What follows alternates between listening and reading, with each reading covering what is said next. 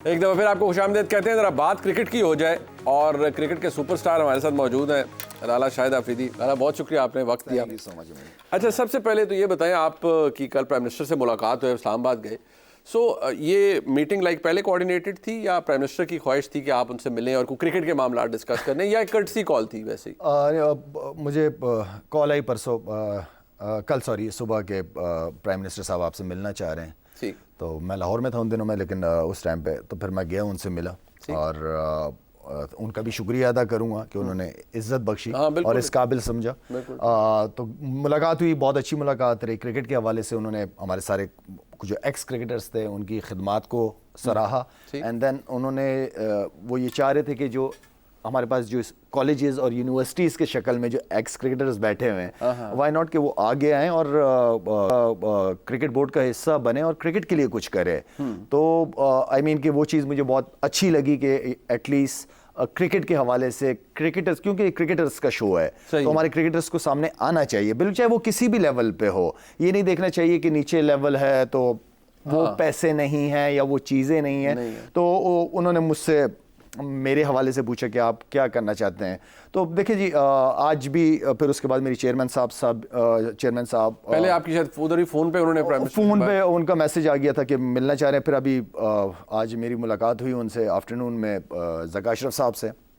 और जब उनसे, क्योंकि देखें प्रॉब्लम्स बहुत है मुनीब, प्रॉब्लम्स तो हमें भी पता है, आपको भी पता है कि प्रॉब्लम्स है। सोल्यूशन क्या है? सोल्यूशन का सबसे बेस्ट ये है कम्युनिकेशन। कम्युनिकेशन ऐसी चीज़ है कि जो बड़े बड़े मसलों को हल कर देती है, लेकिन एटलीस्ट बैठो तो सही, एक दूसरे को सुना जाता है। लाला, आपके कोलीग्स जितने हैं, मैं मुशी भाई को सुनता हूँ, यूसुफ भाई हैं, सारे, you all work together, you have played for Pakistan. Allah ने इतनी इज्जत दी, बट आप सबका, या कम से कम मैं मुशी भाई को सुनता हूँ, यूसुफ भाई, वो कहते हैं यार पीसीबी इज्जत नहीं देता प्लेयर्स को, जो पुराने प्लेयर्स हैं, जो लेजेंड्स हैं, उनको इज्जत नहीं देता। हैव यू फिगर्ड आउट कि क्या वजह है कि क्यों इज्जत नहीं देता, और आपको लगता क्या है कि अब मिलेगी इज्जत वो?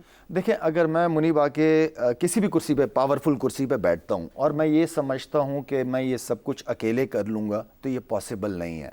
It's a team game. Team का मतलब है टुगेदर ईच अचीव मोर। तो जितनी आप पावर शेयरिंग की मैं हमेशा बात करता हूँ, अगर मैं आज अपनी पावर को आपके साथ शेयर करता हूँ तो पावरफुल कौन बनता है? मैं बनूंगा ना। बिल्कुल सही। मेरा क्या काम है कि मेरा जो विजन एज अ लीडर, मैं अपने साथ वो दिमाग, वो प्रोफेशनल लोगों को जोड़ूं जो मेरे विजन को मेरे साथ पूरा करे। ये इसको कहते हैं टीम। तो असल चीज़ ये है कि एज अ टीम हमें मिलके काम करना पड़ेगा।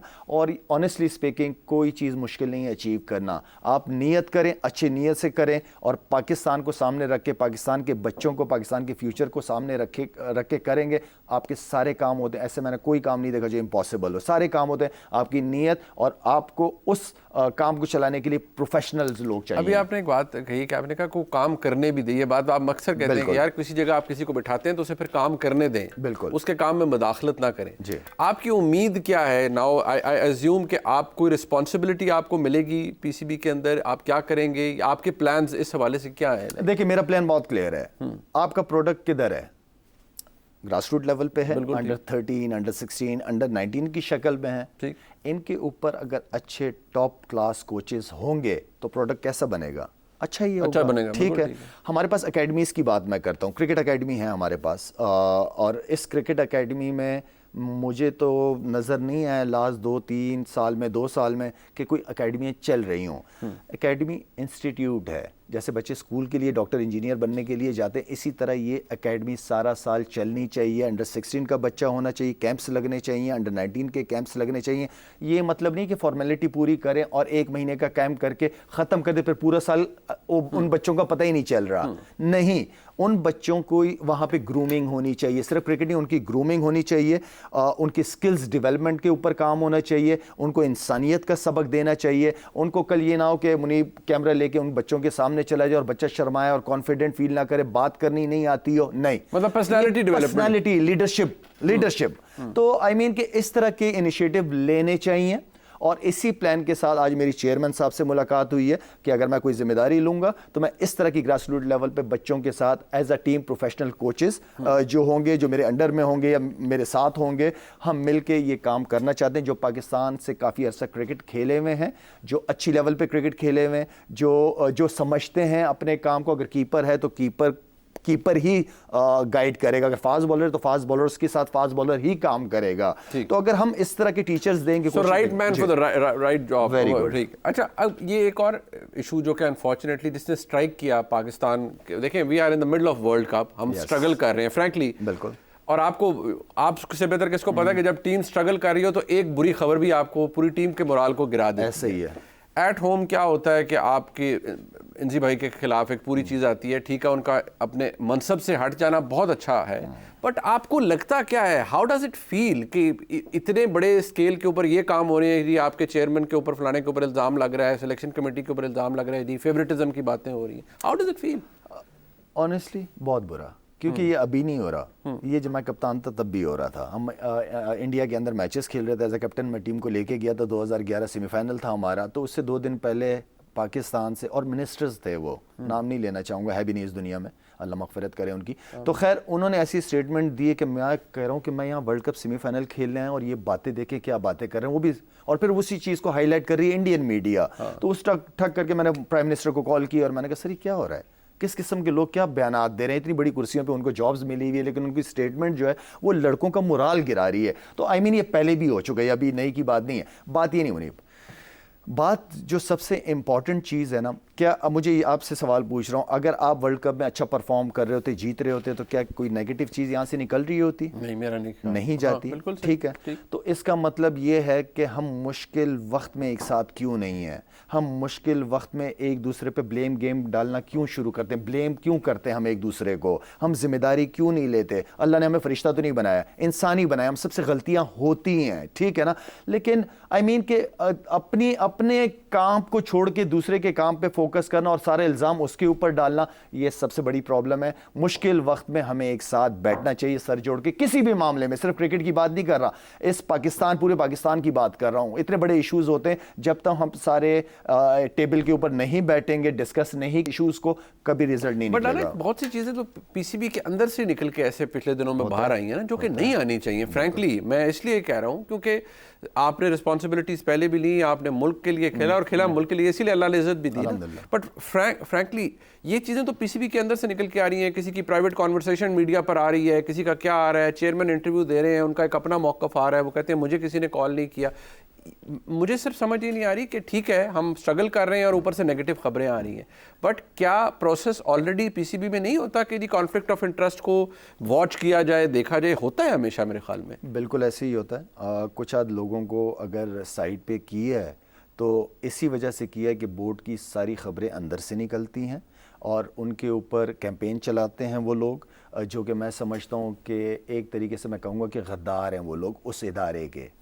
ठीक है कि आप जिस इदारे में जो आपको पैसे देता है मंथली, ठीक है ना, एम्प्लॉय, और आप ही अंदर की खबरें लीक करते हैं, तो मेरे ख्याल में ये इसकी सज़ा सख्त से सख्त होनी चाहिए। और दूसरों के लिए आप सज़ा वो दो जिससे दूसरा सबक हासिल कर सके, एग्जाम्पल सेट करते हैं आप, तो वो एग्जाम्पल हमें अगर नहीं है तो वो एग्जाम्पल हमें सेट करनी पड़ेंगी, क्योंकि पीसीबी, मैं समझता हूँ मुझे कि हमारी क्रिकेट एक ऐसी स्पोर्ट्स है कि जिसमें जब आप जीतते हैं तो पूरा पाकिस्तान एक ही झंडे के नीचे आके खड़ा हो जाता है। हमारे पास क्रिकेट ऐसी चीज़ है कि जिसकी वजह से, वरना आपको पता है कि पाकिस्तान के हवाले से बाहर की दुनिया के ख्यालात क्या हैं, ठीक है, वो पाकिस्तान को किस तरीके से लेके चलते हैं। एक वाहिद आपके पास क्रिकेट ऐसी चीज़ है कि जो दुनिया में पाकिस्तान की इमेज को बहुत अच्छा रखती है, बड़ी इज्जत की जाती है क्रिकेटर्स की दुनिया में। तो आई मीन कि हमें अपनी इज्जत का, मुल्क की इज्जत का एहसास लाज़िम होना चाहिए। इंजी भाई के डिसीजन को आप सपोर्ट करते हैं, उन्होंने ठीक फैसला लिया। इंजी भाई ने बहुत अच्छा डिसीजन लिया है। ठीक, अब मैं बिल्कुल कि एक चीज़ अगर फाइंडिंग कमेटी बिठा दी गई है अगेंस्ट आपके कि पूरा कि हो क्या रहा है, कौन सी कंपनी है, सारा कुछ, तो इट्स अ गुड डिसीजन कि जी मैं रिज़ाइन देता हूं, आपने फाइंडिंग कमेटी बैठाई हुई है, उनका रिजल्ट आने दें, जैसा वो डिसीजन होगा उनके ऊपर जो इंक्वायरी चल रही है, एंड देन फिर उसके बाद इज्जत के साथ इंजी भाई को वापस चेयरमैनशिप देनी चाहिए। और अगर किसी ने झूठा इल्जाम लगाया फिर उन लोगों पर सजा सामने बिल्कुल एक्सपोज भी होना चाहिए, बिल्कुल होना चाहिए। अरे टुवर्ड्स द एंड हमारी टीम का we all know we are struggling, हम स्ट्रगल कर रहे हैं, it is not the first time, cricket में होता है ये बिल्कुल, बट हमारे लिए ये मेक और ब्रेक मूवमेंट है। हम उस पर आ गए हैं शायद इक्वेशन में, फलाना फलाने से जीते और फलाना फलाने से हारे तो हमारा कुछ बनेगा, ये पहली दफा नहीं है again. But where do you see our team अब जो कल है हमारा गेम, उसके बारे में आपको क्या लग रहा है कंसिडरिंग जो हमने लास्ट गेम जीता है अगेंस्ट बांग्लादेश?